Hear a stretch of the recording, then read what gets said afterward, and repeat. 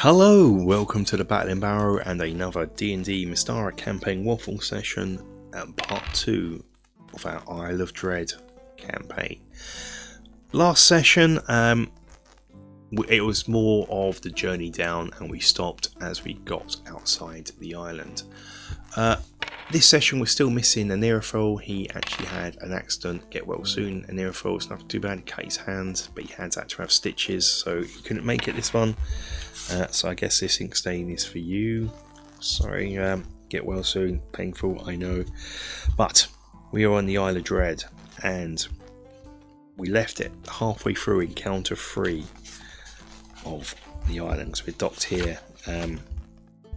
But what I do now is, I didn't do it last time so I wanted to wait for have all the plans, but unfortunately we still don't, so I had to do it this session anyway, is describe the island. So they got the letter where it talks about how treacherous the coast is and the villages. So they got their map, their player map. I have both of them out at the same time, I think now. This their player map has this peninsula fully mapped and these islands pretty much fully mapped. So they can know where all the settlements are already, and they can indeed, they look out and they can see smoke and bits of places tell them there are settlements there. But then I describe how they're looking around all this part of the island and they can see that all here is really rocky, treacherous coast, as the letter denotes. They can't land there. One thing they can see though is on the north centre bit there is a massive plateau jutting out. That it seems to be the main focal part of the island. They think they can see even structures, old ruins up there, but they're not sure. But their plan of action today is just to maybe find somewhere to land and just tentatively do a bit of exploring. I should point out this session, again the full play session should be out with this waffle session. It was only a short one, we only wanted to play for a couple of hours because it was a nice day. We wanted to get into my spa and have a barbecue and have some beer, so it was a shorter session but still a very good session. So they decide, now I'm trying to think they're going to land here really. I don't know why, I thought they were going to carry on going and land here, but they decide to land here on this hex right here. First up, we need to resolve the encounter we started last week, Lair of the Sea Serpents. Walker had burst out from the water, elated that he collected 400 gold of pearls. And that's where we ended the session, so we really started the session here. As he's elated, he hears the ship crew cry out and they see something, they point behind him. Now it's 1d4 sea serpents, I rolled a 1. A 1. So we have one sea serpent coming towards him. The model I'm using here is oversized, but it's 6 foot, it's still a good size. And the reason I ended it last time is the Walker's player used to own snakes as pets, and so getting him to kill snakes, which we did in the beginning, seemed to be really cruel, because to him it'd be like me going on a quest killing cats, you know. So I really didn't want it to be a combat encounter. Now he is a ranger beastmaster, he has animal handling, he can charm animals, he can take one on as a companion. He doesn't have an animal companion anymore, he's let the dire wolf go. So I'm thinking maybe he can do this, but his plan of action is to swim to the ship. Now he is just out of range that he can swim to, but he does make it to the edge of the boat. Now the snake, it swims 60 foot and can take a dash action to swim 120, so it does that and gets into combat. Of course it doesn't have an action left now to do the combat. But Walker's now thinking, I don't want it to be a combat session and kill a snake. But he does come round and decides to take it as a companion. Now, there's no rules on how this works in it. You just get an animal companion. So what I tend to do, and what I've been doing for the wolves and the direwolf, is he has to pass an animal handling check, which he makes with ease because he's proficient in it. And so this snake is now his companion, but he doesn't take it along with him. And here's why I love players in general. He doesn't take it along with him as I thought he would, as some sort of new animal companion. No, he talks to the animal and they've got a communication, and he's instructing it to dive for pearls for him. I thought that was brilliant. I actually thought that was brilliant. So now this animal's automatically diving for pearls. So I shall roll 13 more times and work out each day what this snake gets. I think what I will do is, because it's not a person, I'll do it, roll the amount at disadvantage, but that is what I'm going to do. And so we begin the hex crawl. Now this, I'm glad we only did 2 hours of this, because our players, and I've never really run a hex crawl before, so it's getting used to another way of playing. It's not how we normally play, so it's getting used to me getting used to it, them getting used to it, and so forth. So we land on the beach here, and I'm rolling for random encounters, one during the day, one during the night. The one during the night there isn't, one during the day there is a random encounter. So I run it here on the beach, and it's some giant crabs. So it's kind of in keeping with last week's king crab game with the crab guards.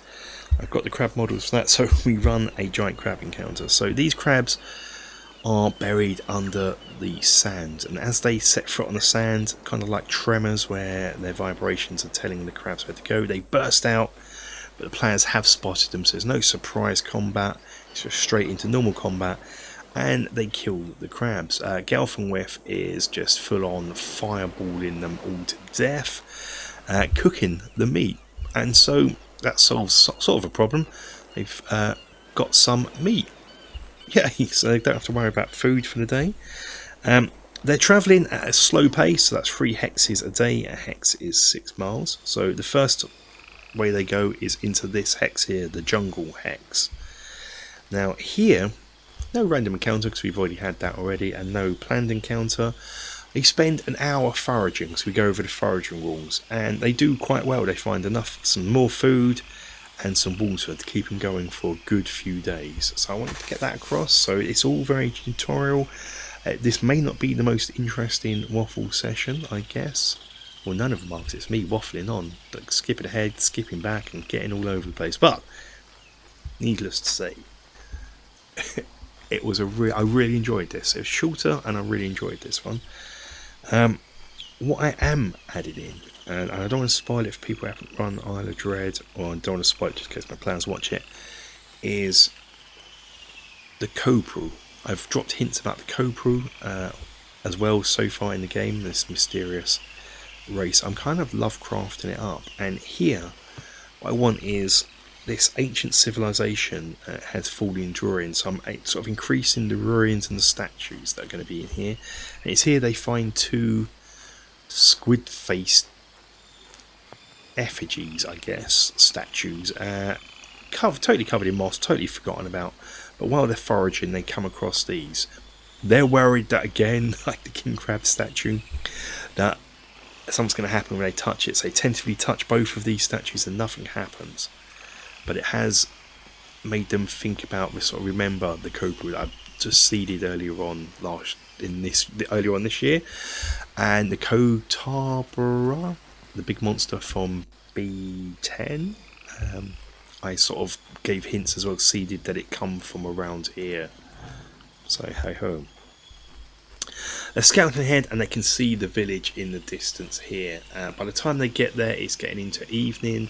They don't enter straight away, they hang on the outskirts, just hiding away from any scouts, and they can see the village. Now the village is in this. They provide you with 1 for the main village, and I just use this and just give it this bit here. All the villages pretty much laid out in the same way. The points, there are compass points north, south, east and west, are the main huts in the living area, and each of the huts circle a graveyard, and then there are gardens where they grow stuff in the middle, and a 3-foot earth mound here with a little pyramid on top. And so they encounter the elk clan. In the centre there is an effigy of an elk, which I had sculpted up, and we called it the Derpy sculptures are not very good, but it shows that there is a sculpture there.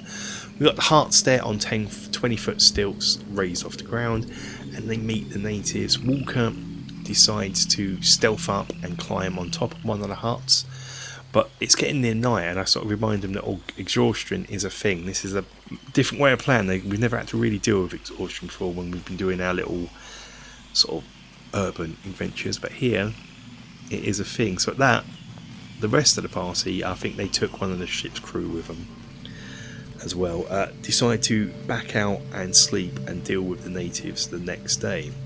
Walker spends the night on top of the thatch roof, sleeping, but before he goes to sleep, working in the fields, he thinks he can see people working, and they seem to be working all night without stopping. The next day, when morning breaks, he can again see the people there, and they look emaciated, and he realises they are in fact walking corpses, zombies. Well, that's off-putting. They sort of jump down and enter the village, but one thing they notice is that the language is not common. No one's speaking common, which makes sense, right? These are a tropical native peoples, and this is where it gets tricky. You can see this in a long play that I kind of want to roleplay it, but at the same time I don't.